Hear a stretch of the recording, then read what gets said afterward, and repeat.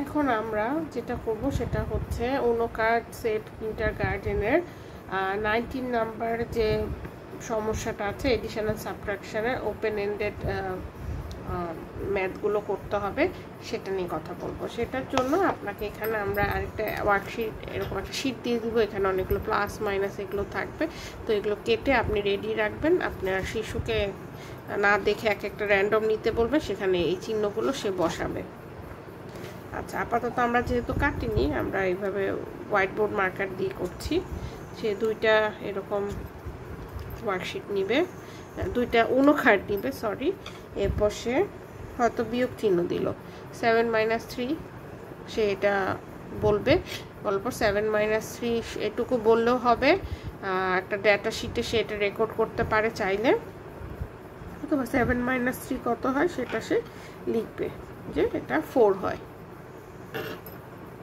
আপনি চাইলে একই জিনিস তাকে এডিশনও শেখাতে পারবেন। 7 + 4 কি হয়, 7 + 3 কি হয়, 7 + 3 হচ্ছে 10। তো সে এইভাবেও এটা করতে পারছে। সাবট্রাকশন এডিশন সবই করতে পারছে। একটা 1 ডিজিটের প্রবলেম সে সলভ করতে পারছে এভাবে। এরপরে যে জিনিসটা আছে সেটা হলো পরের ভার্সনে একই জিনিস আমরা করেছি 2 ডিজিট দিয়ে।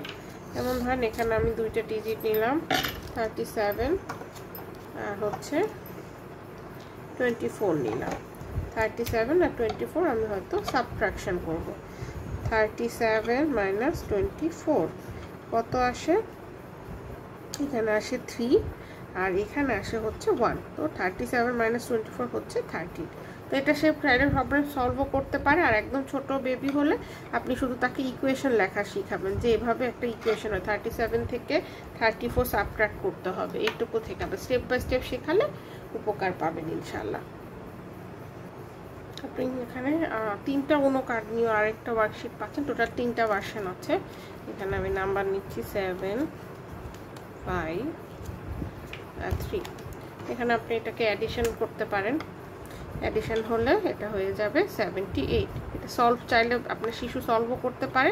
প্রথম দিকে আপনি তাকে নাম্বার সেন্টেন্স লেখা শেখাবেন, এরপর আপনি চাকে সলভ করা শেখাবেন। তো এভাবে সে স্টেপ বাই স্টেপ প্রথমে 1 ডিজিট, তারপর হচ্ছে 2 কার্ড দিয়ে করবে, তারপর 3 কার্ডস দিয়ে করবে, তারপর 2 কার্ডস দিয়ে এভাবে সে স্টেপ বাই স্টেপ প্র্যাকটিস করে যাবে।